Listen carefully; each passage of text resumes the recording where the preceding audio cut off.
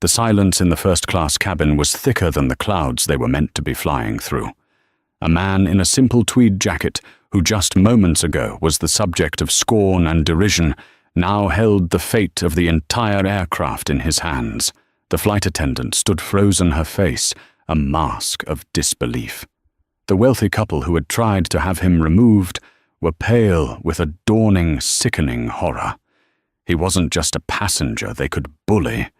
He was the one man who could bring their world and their multi-million-dollar jet crashing down without ever leaving the ground.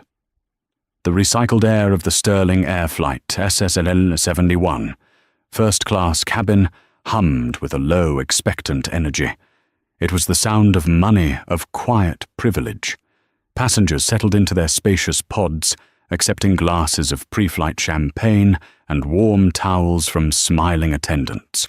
The cabin was a symphony in beige and brushed chrome, designed to soothe the nerves of those for whom air travel was less an adventure and more a routine commute between boardrooms and vacation homes. In seat 1A, nestled by the window, sat Dr. Robert Harrison. To the casual observer, he was an anomaly. He was a black man in his late 40s, his hair neatly trimmed with distinguished flecks of grey at the temples. He wore a simple but well-tailored tweed jacket over a crisp blue shirt, no tie. His shoes were polished leather, practical rather than ostentatious. He held a worn copy of a dense textbook on aerospace materials, science, its pages filled with his own neat, penciled-in annotations. He had politely declined the champagne, opting for a glass of water, which he sipped slowly. He didn't exude wealth, but rather a profound and unshakable stillness, an aura of quiet competence that went largely unnoticed. For Robert, this was simply another leg of another journey. His life was a series of airports, rental cars, and sterile hotel rooms. He was a ghost in the machine of modern aviation, a man whose job was to ensure that the colossal metal birds people trusted their lives to were in fact trustworthy. It was a solemn, often lonely responsibility. He was flying from Chicago to San Francisco for a conference, but his mind was already cataloguing the faint, almost imperceptible tremor he'd felt in the jet bridge, a resonance that was likely meaningless, but one his hyper-attuned senses filed away for future reference. The quiet atmosphere was shattered by the arrival of the passengers for 1B and 1C. They were a couple who didn't so much enter the cabin as they did conquer it. The man, Richard Sterling, was tall and florid, his expensive suit straining slightly at the buttons. His voice was a booming baritone that seemed to suck the oxygen from the air. His wife Penelope was a vision of curated perfection, her blonde hair coiffed into a severe but stylish helmet, her diamonds catching the cabin lights with every flick of her wrist. They smelled of expensive perfume and entitlement. "Here we are, darling," Richard announced to the cabin at large. "Right at the front, as it should be." Penelope surveyed the pod, her nose wrinkling slightly as she saw Robert sitting by the window. Her eyes swept over him, taking in his simple jacket and his book, and dismissed him in a single icy glance. She nudged her husband, her voice a theatrical whisper that carried easily through the cabin. "Richard, I wanted the window seat. You know I get anxious when I can't see out." Richard, who was busy trying to cram his oversized carry-on into the overhead compartment, grunted. "Well, this is what the booking said. It's 1B and 1C. The window is 1A. Then he can move." Penelope stated not as a suggestion, but as a fact. She didn't look at Robert. She spoke about him as if he were a piece of furniture that had been placed incorrectly. "We can just swap. It's no bother." Robert kept his eyes on his book, though he was no longer reading the words. He'd experienced this 1,000 times before. The subtle calculations people made, the assumptions that flowed like a toxic current beneath the surface of polite society. He was in a first-class seat, therefore he must be an athlete or a musician or perhaps the recipient of a lucky upgrade. The possibility that he was simply a man who had earned his place, a professional who belonged there as much as anyone, rarely seemed to enter their minds. He had learned long ago that the most powerful response in these situations was a carefully curated nothing. He continued to read, turning a page with deliberate slowness. Richard finally managed to wrestle his bag into place and turned his attention to his wife's complaint. He looked at Robert properly for the first time, his gaze lingering with a dismissive air. "Excuse me," he said, his voice dripping with condescension. "My wife prefers the window. We're going to need to switch." Robert slowly lowered his book, placing a finger to mark his page. He looked at Richard, his expression perfectly neutral. "Good morning," he said, his voice calm and even. "My assigned seat is 1A. I'm quite comfortable here, thank you." Penelope let out a small, incredulous laugh. "Oh, for goodness sake, it's not a negotiation. It's a simple switch a gentleman would offer." "Perhaps," Robert replied, his gaze unwavering. "But I'm not offering. I prefer the window seat as well." Richard's face began to flush, the color rising in his neck. He was a man unaccustomed to the word no. He leaned in his voice, dropping to a low, intimidating growl. "Look, I don't know how you got this ticket, whether it was frequent flyer miles or some kind of diversity voucher, but we are paying customers. And my wife wants that seat." The mention of a diversity voucher was the first real shot across the bow. It was designed to sting, to put Robert in his place, to remind him that in their eyes he was an outsider. Robert felt the familiar weary ache of it, but his expression remained unchanged. He had built a fortress around his emotions over the years, a necessity for a man of his profession and his skin color. "I am also a paying customer," he said, his voice still maddeningly calm. "And this is my seat. Now, if you'll excuse me, I'd like to get back to my reading before takeoff." He raised his book again, a clear signal that the conversation was over. For a moment, Richard Sterling looked as if he might physically explode. His fists were clenched, his jaw working silently. Penelope placed a restraining hand on his arm, her eyes flashing with a different kind of venom. She turned and pressed the flight attendant call button with a sharp, angry jab. This was no longer about a seat. It had become a matter of principle, a battle of wills they had no intention of losing. The quiet man in 1A had just become a problem they were determined to solve. A flight attendant named Brenda appeared almost instantly, her smile bright and professionally manufactured. She was in her late 30s with the practiced poise of someone who had dealt with every conceivable type of passenger. Her eyes darted between the fuming Sterlings and the placid figure of Robert Harrison. "Is there a problem here?" she asked, her voice a soothing balm intended to de-escalate any situation before it began. "Yes, there is a very big problem," Penelope Sterling said, her voice laced with indignation.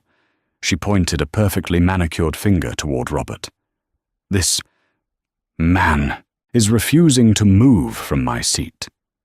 Brenda's smile faltered for a microsecond. She consulted the small tablet in her hand.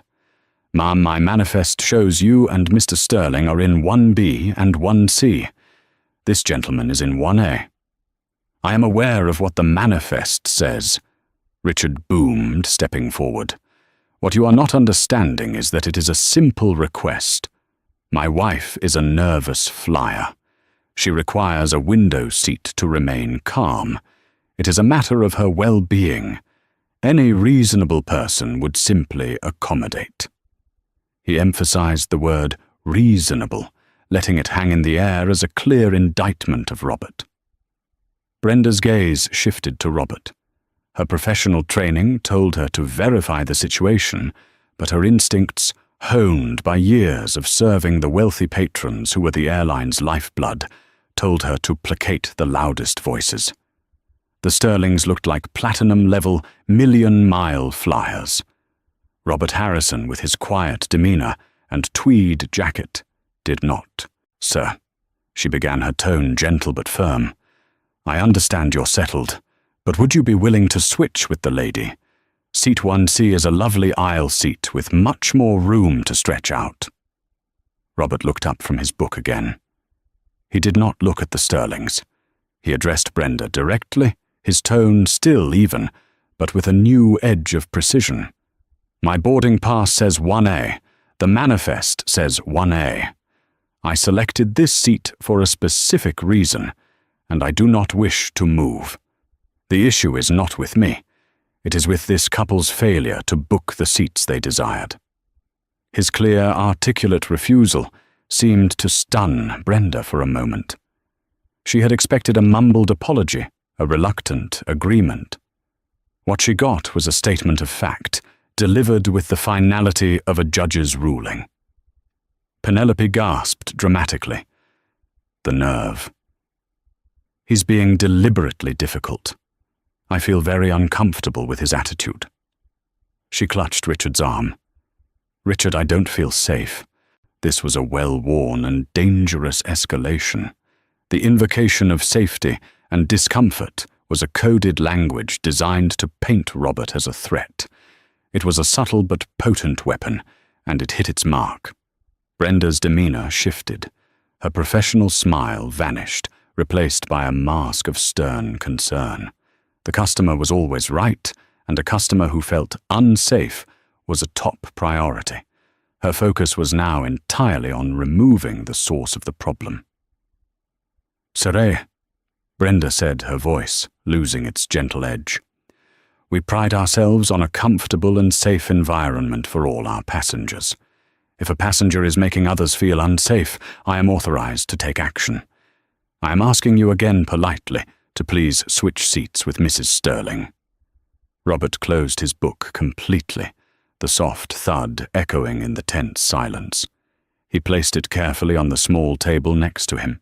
"Let me be perfectly clear," he said, his voice low, but carrying a weight that made the couple in row 2 glance over. "I have done nothing to warrant this. I have been sitting here quietly reading a book. This couple approached me with a demand, not a request. When I politely declined, they became aggressive. Their discomfort is a fabrication, a tool to get what they want. It is a performance, and I will not be a party to it. I will not move." Richard Sterling's face was now a thunderous shade of purple. "A performance. You hear that he's calling my wife a liar. That's it. I want him off this plane. He is a disruptive passenger. Get him off this plane, now." The situation had spun out of control. Other first-class passengers were now openly staring. Their champagne flutes paused halfway to their lips. The hushed cabin had become a theatre with Robert, as the unwilling star of a drama he had not written. Brenda straightened up, her face set. "Sir, if you refuse to cooperate, I will have to get the gate agent and the captain. I need to ask you to consider the consequences. You are delaying the flight for everyone." It was a classic move: isolate the target and turn the other passengers against them. Make them feel the weight of dozens of annoyed stares. Robert, however, was not an ordinary target. He was a man who understood systems, pressures, and protocols better than anyone in the cabin.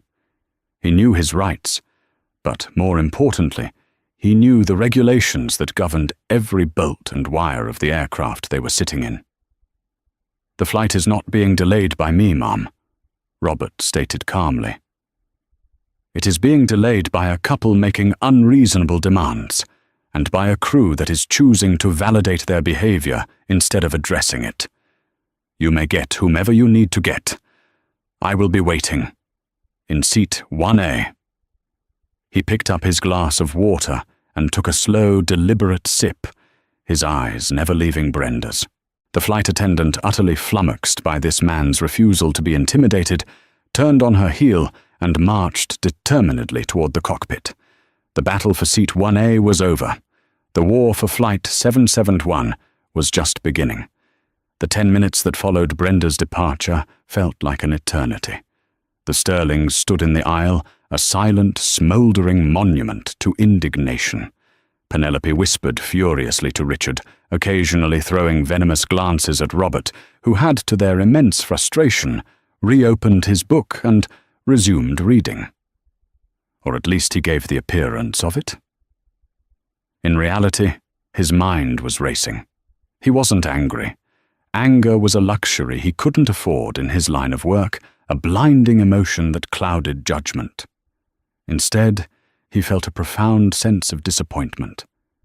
He was a creature of logic and reason, a man who believed in systems in the elegant interplay of physics and engineering that allowed a 400-ton machine to soar through the sky.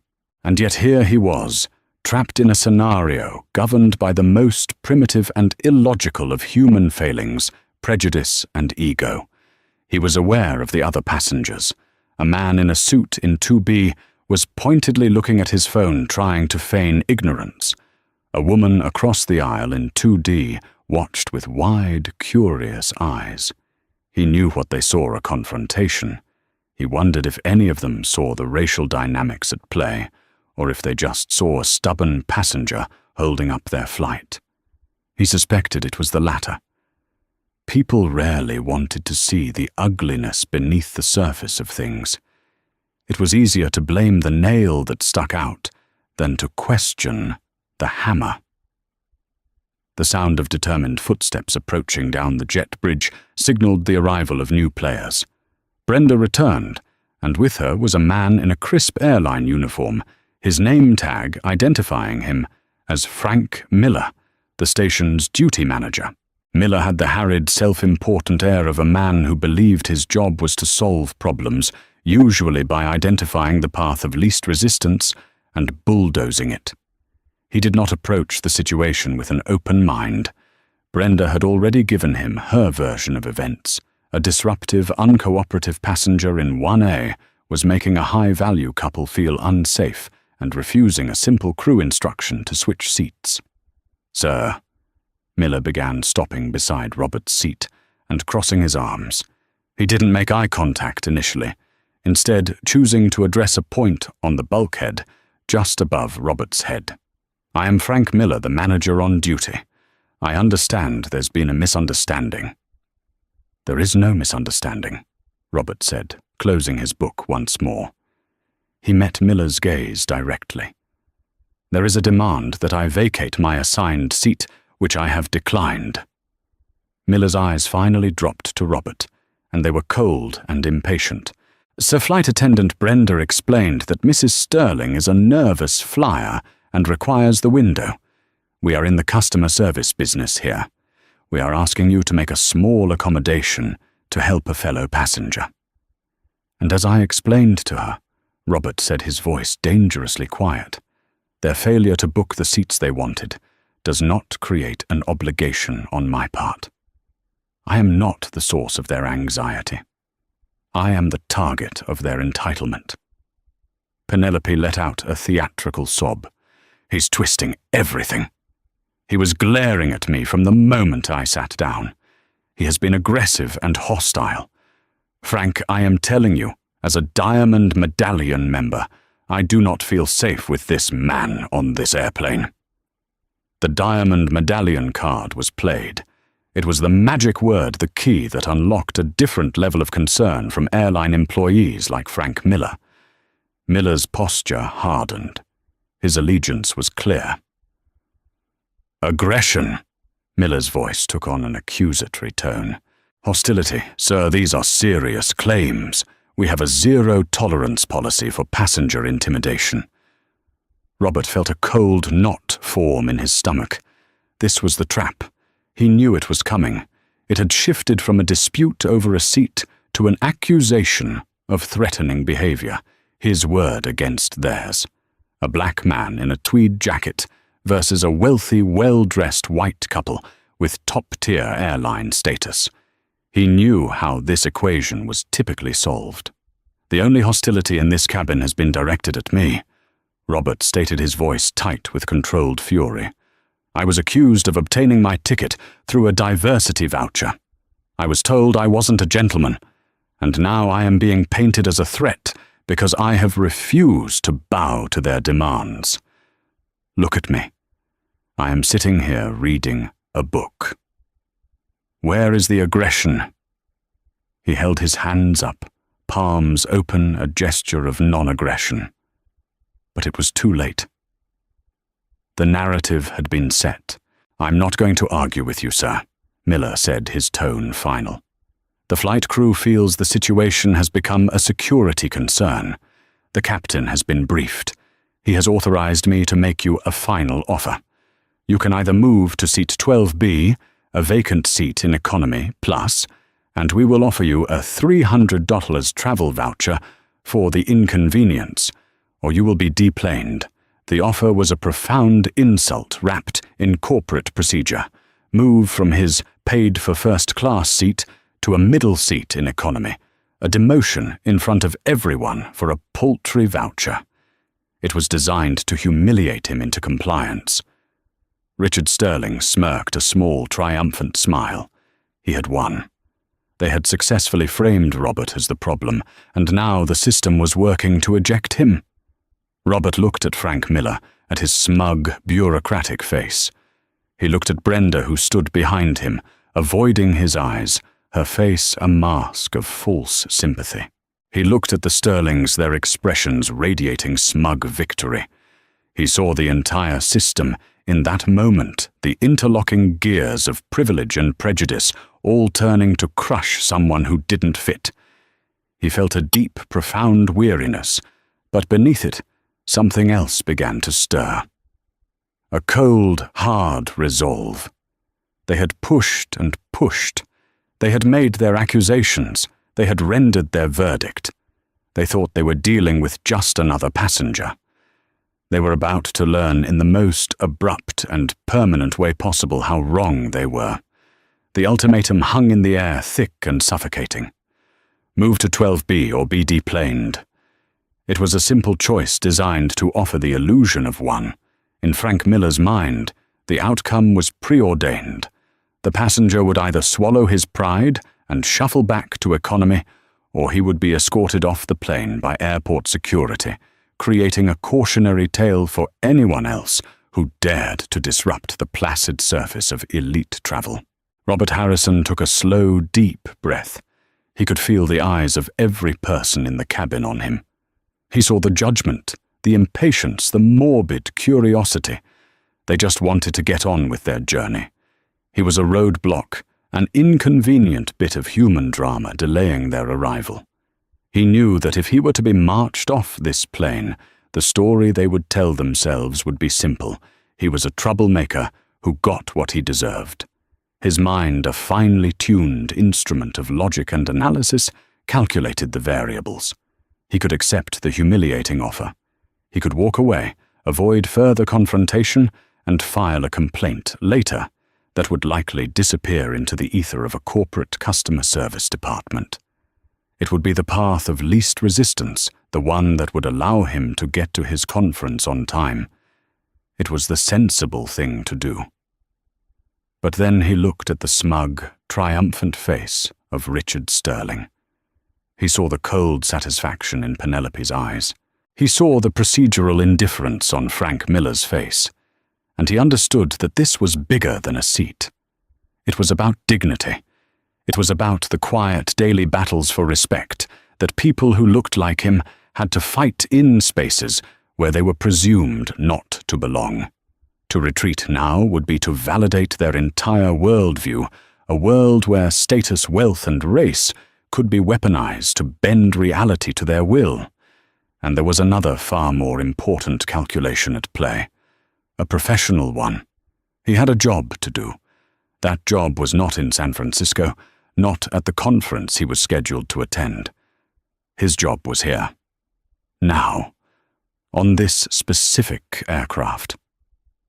That faint tremor in the jet bridge, a maintenance report he had flagged last week about Sterling Air's Chicago hub cutting corners on turnaround inspections, an anonymous tip from a disgruntled mechanic that had been filed just 2 days ago, it all coalesced into a single undeniable point of focus. He wasn't just on this flight by chance. He had chosen it. This confrontation, this ugly display of human behavior, was a distraction. But it was also an opportunity. It had given him a window into the culture of the airline, a culture that seemed to prioritize appeasing the powerful over adhering to principles. And if that was the attitude in the cabin, what was the attitude in the cockpit, in the maintenance hangar? He could not do his job from seat 12B. He could not do it from the terminal. He had to do it from here. The line had been drawn not by him, but for him. He carefully placed his hands on the armrests of seat 1A. He looked directly at Frank Miller, his gaze so intense that the manager for the first time seemed to feel a flicker of uncertainty. Robert's voice, when it came, was not loud, but it resonated with an absolute and terrifying finality. "I will not be moving to seat 12B, he said. A pause. "And I will not be deplaned." Frank Miller blinked. This was not part of the script. The defiance was absolute, without a hint of negotiation or fear. "Sir, that is not a choice you get to make. I am the duty manager, and the captain has given me his authority. If you refuse to leave your seat, you will be considered a security threat, and you will be removed by law enforcement." Richard Sterling chuckled. "You heard him. Get the cops. Let them drag him out." Frank nodded, his confidence returning.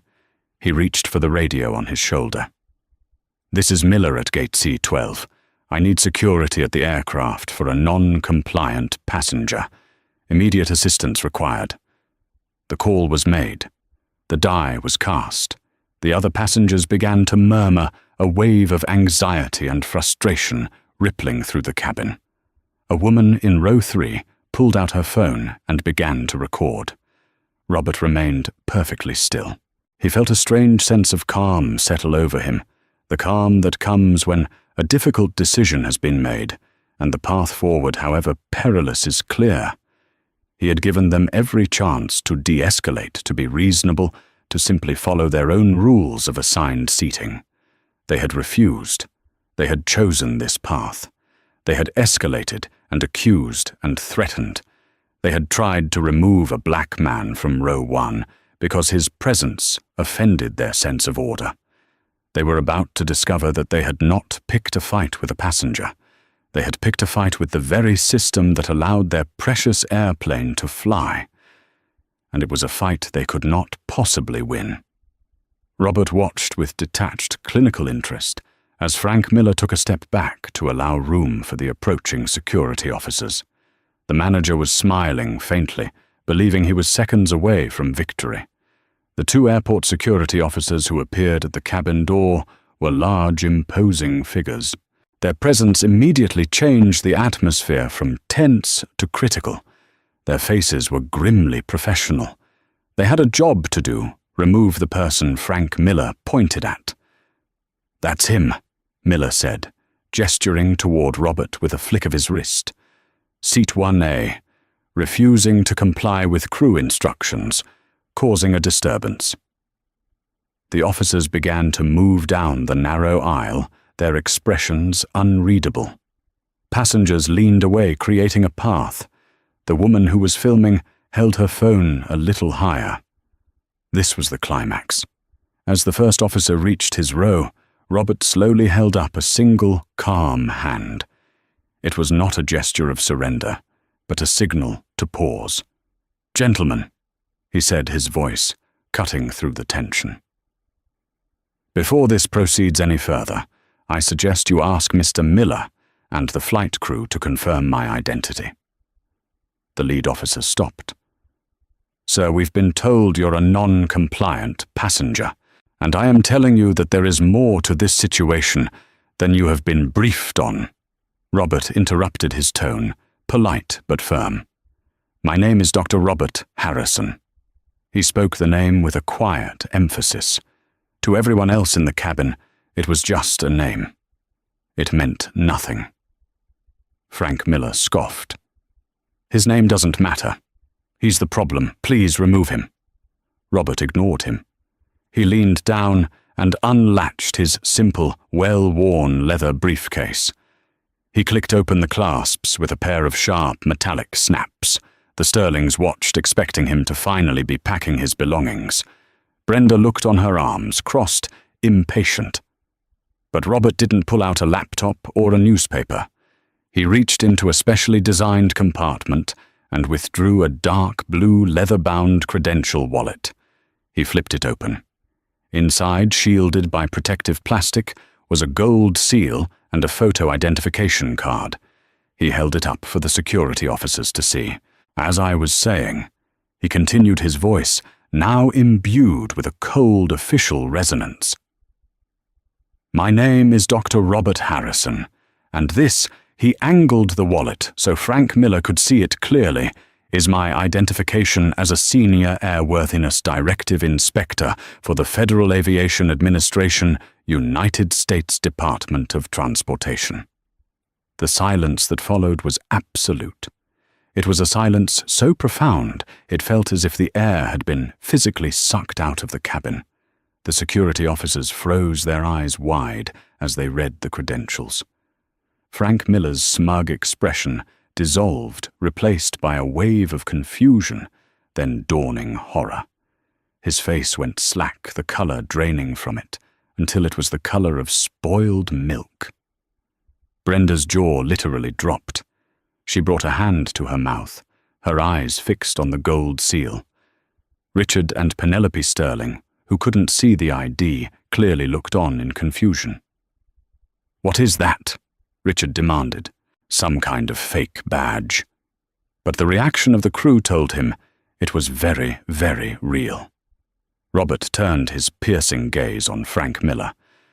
"You have been operating under the assumption that I am a passenger," he said, his voice low and cutting. "I am not. I am a federal agent. My presence on this flight is in an official capacity. I am conducting a surprise, unannounced safety and compliance audit of this aircraft Sterling Air Flight 771 and its on-duty crew." He let the words sink in. He saw the flicker of panic in Brenda's eyes, the utter terror on Frank Miller's face. "My refusal to move," he continued the words now like ice chips, "was not an act of passenger non-compliance. It was a test of your crew's adherence to protocol in the face of pressure from high-status passengers. A test which, I must say, you have failed in every conceivable way. You did not de-escalate. You did not defend the passenger manifest. You sided with the aggressors and attempted to unlawfully remove a federal agent from his place of duty." He then turned his attention to the security officers. "Thank you for your prompt response, gentlemen. Your services will not be required for removal. However, I will need you to secure the jet bridge. No one gets on or off this aircraft without my express permission. Is that understood?" The lead officer, his professional demeanor completely rebooted, nodded sharply.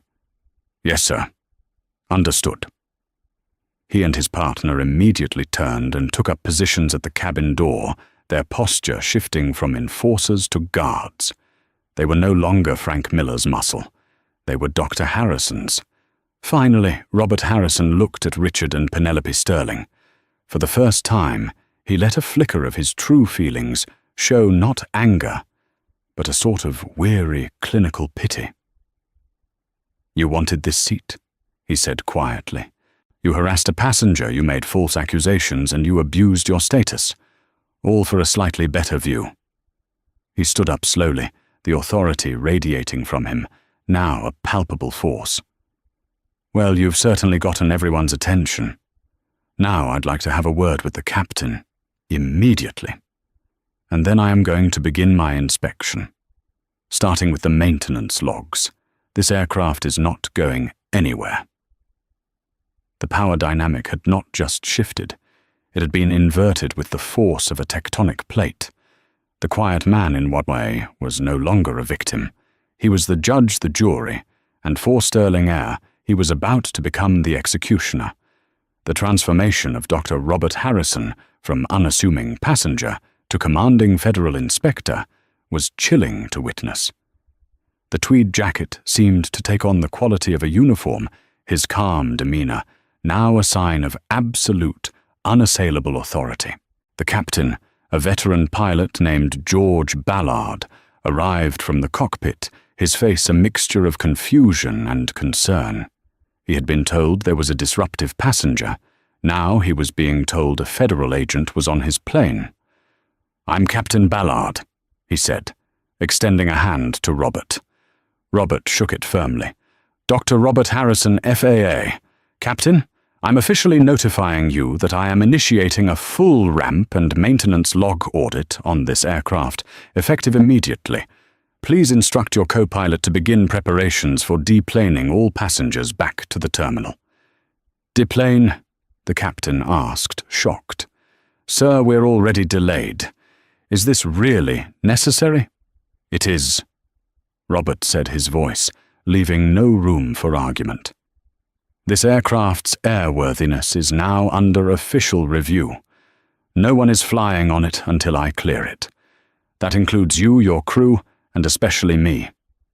Now please, comply." Captain Ballard, a man accustomed to being the ultimate authority on his aircraft, recognized a higher power when he saw one. He nodded grimly and turned to give the orders. An announcement was made. The passengers who had been watching the drama unfold with a mixture of fear and fascination groaned in unison, but began to gather their belongings. As they filed out, their eyes were drawn to the scene in row 1. Frank Miller stood as if rooted to the floor, his face ashen. Brenda was whispering frantically into a phone, likely to a union representative. And the Sterlings, they were shrinking. The aura of power and importance they had projected had completely evaporated, leaving behind two pale, frightened, and deeply humiliated people. As they passed, Robert Penelope refused to meet his gaze, while Richard shot him a look of pure, impotent hatred. It bounced off Robert's wall of professional indifference. Once the cabin was empty, except for the flight crew, and Robert, the real work began. "Captain," Robert said, his tone all business, "I need the complete maintenance logbook for this airframe, digital and paper copies for the last 90 days. I want the flight crew's duty time records, and I want a direct line to your head of maintenance at this station." For the next 2 hours, the first-class cabin of Flight 771 became Dr. Harrison's command center. The logbooks were brought. Robert pored over them, his eyes scanning pages of technical data with an unnerving speed and comprehension. He cross-referenced flight cycles with scheduled maintenance checks, his finger tracing lines of data, his brow occasionally furrowing. He had the station's chief mechanic, a harried-looking man named Don, patched through on the captain's radio. "Don, this is Inspector Harrison," Robert's voice crackled. "I'm looking at the log for airframe 73 Delta. I see a note about a recurring vibration sensor fault on engine number 2, reported 3 flights ago. The log says the sensor was replaced and tested. Can you confirm?" There was a hesitant pause on the other end. Yes, sir. That's correct. We swapped the sensor." "Did you run a full borescope inspection of the turbine blades?" Robert asked. A borescope is a flexible fiber optic camera used to inspect the inside of an engine without disassembling it. Another pause, longer this time. "The procedure only called for a sensor swap and system reset, sir. A full borescope wasn't required. A recurring fault on a critical sensor is a primary indicator for a deeper mechanical issue, Don." "You know that," Robert stated flatly. "I want that engine cowling opened up. Now. And get a borescope. I'll be down on the tarmac in 5 minutes." Robert, now wearing a high-visibility FAA jacket that had been in his briefcase, strode off the plane and down the stairs to the tarmac, leaving the stunned flight crew behind. He moved with the easy confidence of a man in his natural habitat. He directed the ground crew with curt, precise commands. Under the harsh glare of the airport lights, the massive engine cowling was opened, exposing the intricate guts of the jet engine. When the borescope camera was finally fed, deep inside, its findings were displayed on a small, high-resolution monitor. Robert stared at the screen, his expression hardening. There, on one of the high-pressure turbine blades, a component spinning at thousands of rotations per minute under incredible heat and stress, was a tiny, almost invisible line. "There," Robert said, pointing. "Freeze the image. Zoom in." The image magnified. The tiny line resolved into a clear, undeniable hairline fracture. It was a catastrophic failure waiting to happen. At 35,000 feet, that blade could have disintegrated, tearing through the engine, the wing, and potentially the fuselage. The vibration sensor had been screaming about it, and the ground crew, under pressure to keep the planes flying on a tight schedule, had treated the symptom instead of looking for the disease. They had swapped the sensor and signed off on it, a fatal shortcut.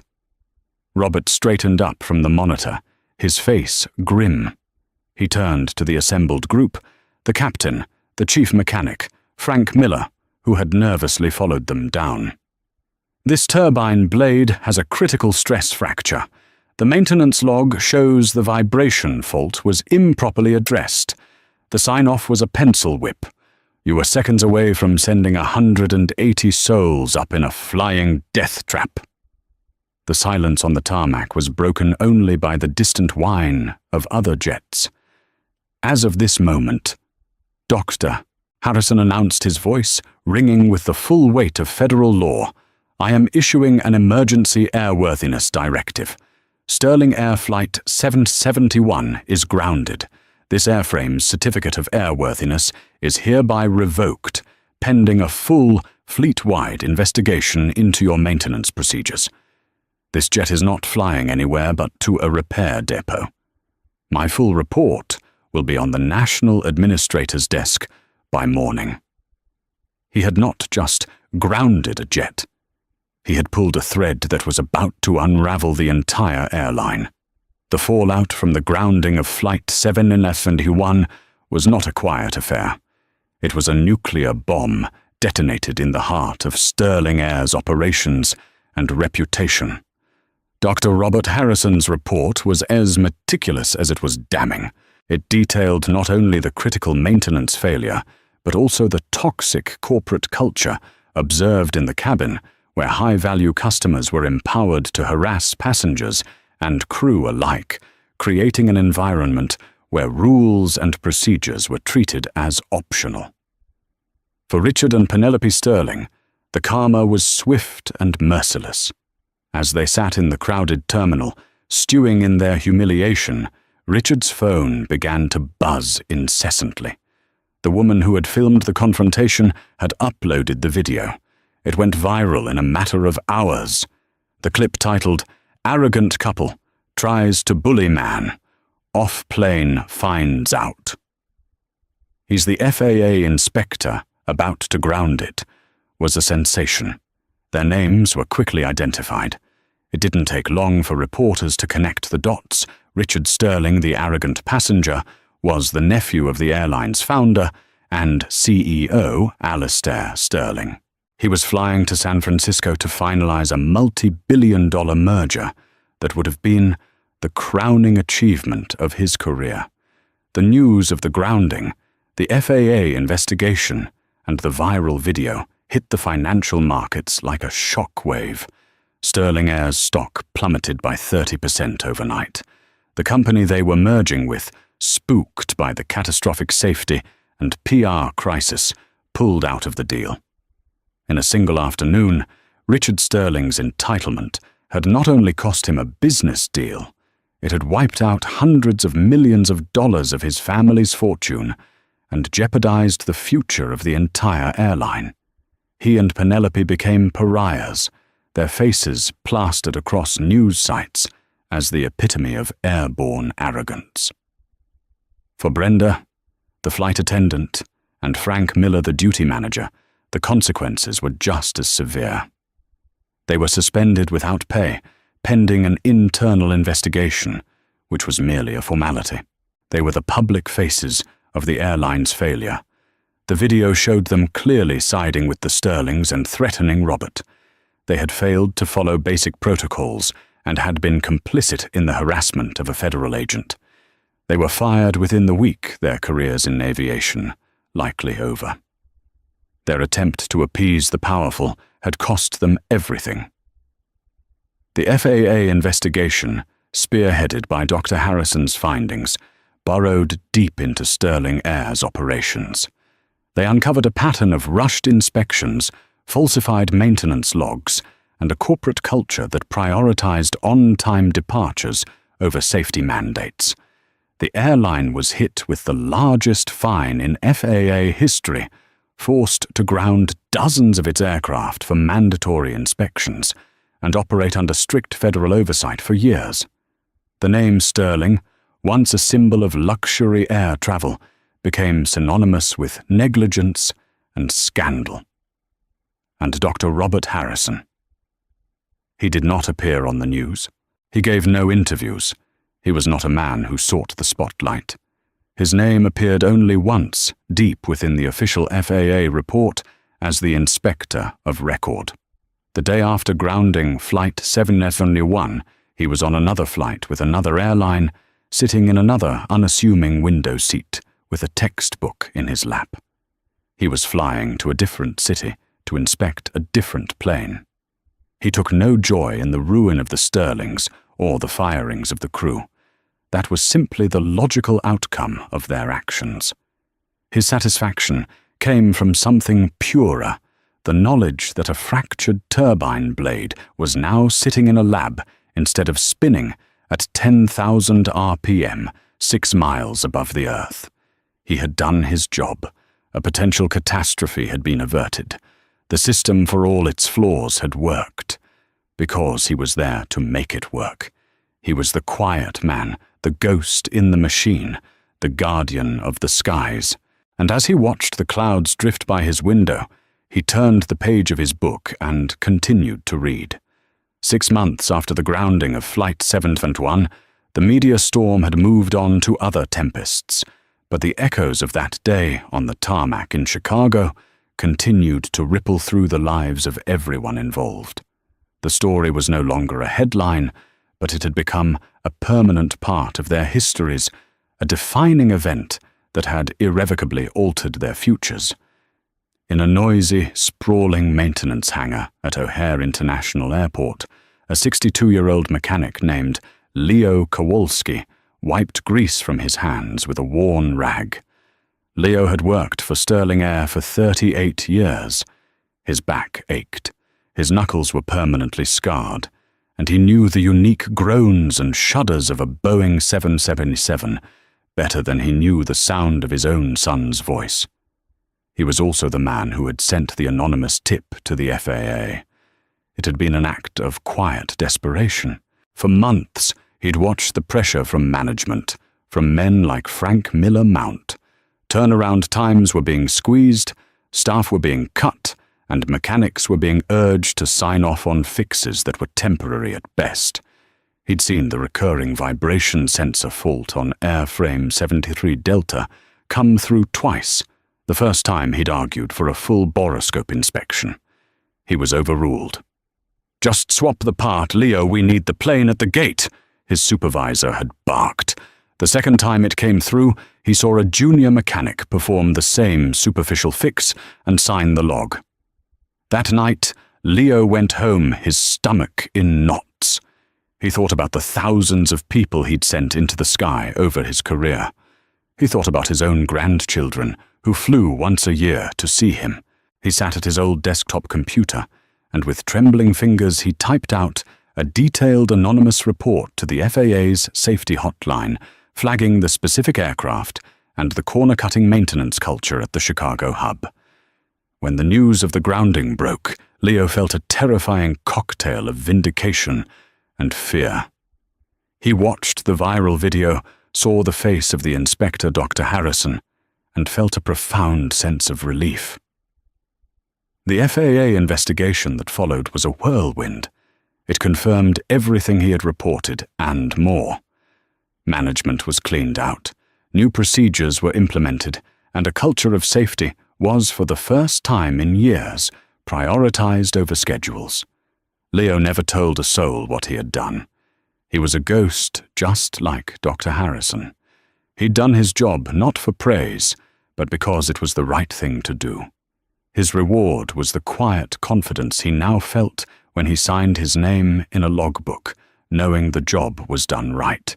Far from the clatter of the hangar in a silent mahogany-paneled study in a near-empty mansion, Richard Sterling poured himself another whiskey. The ruin was complete. The merger was dead. The family fortune was decimated. And his name was a punchline in business schools. Penelope had left him unable to bear the public humiliation and the sudden downgrade in their lifestyle. She'd called him a fool, not for his arrogance, but for getting caught. Richard, however, had learned nothing. In his mind, he was the sole victim of a vast conspiracy. He would rant to the few friends who still took his calls, his voice a slurred torrent of blame.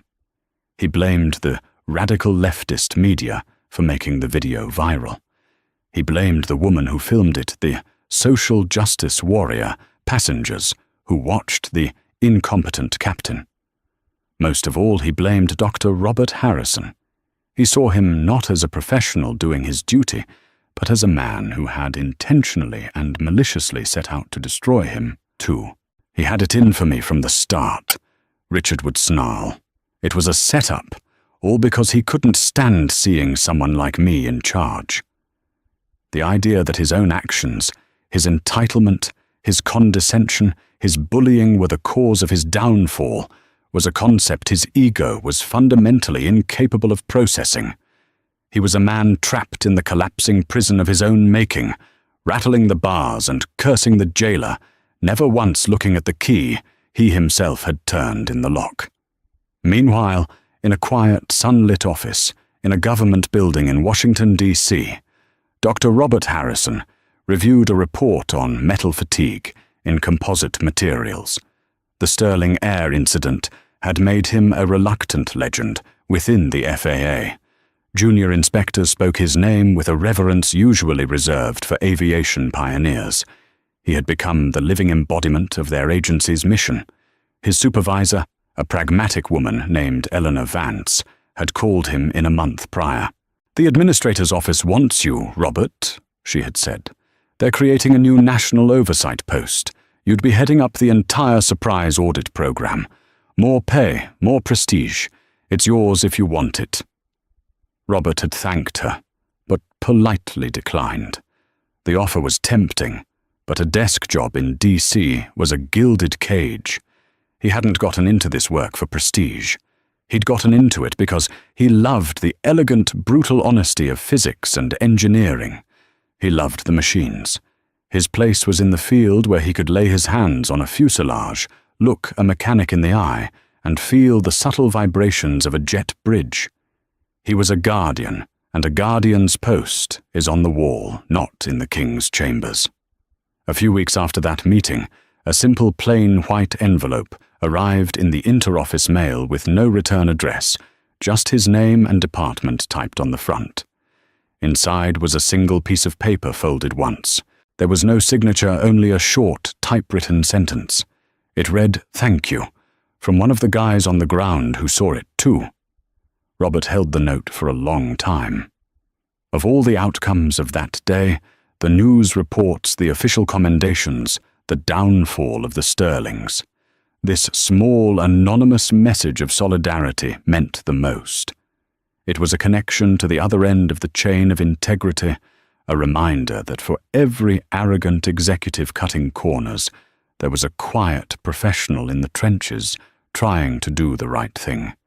It was a confirmation that he was not alone. He folded the note carefully and placed it in his now famous leather briefcase alongside his credentials. He then turned and looked out his office window at the planes arcing gracefully across the sky over the Potomac. Each one was a testament to 1,000 jobs done right, 1,000 quiet acts of integrity. The echoes of Flight 721 were a harsh lesson for some, but for him they were a reaffirmation of a simple, powerful truth. Character is who you are when no one is watching, but integrity is what you do when the entire world is at stake. And his work was not yet finished. The story of Dr. Robert Harrison is a powerful reminder that true authority doesn't always come in a flashy suit or with a booming voice. Sometimes it sits quietly in seat 1A, armed with knowledge, integrity, and the courage to stand firm against injustice.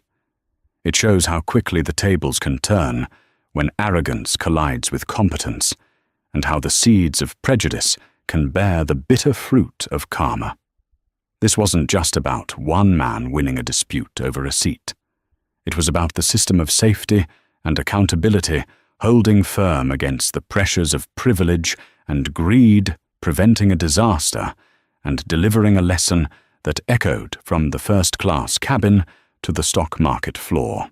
If this story of sudden twists and deserved karma resonated with you, please help us share it by hitting the like button. And for more incredible real-life stories where justice is served in the most unexpected ways, make sure you subscribe to our channel and ring that notification bell. Don't forget to leave a comment below telling us what you think was the most satisfying moment of karma. Thank you for listening.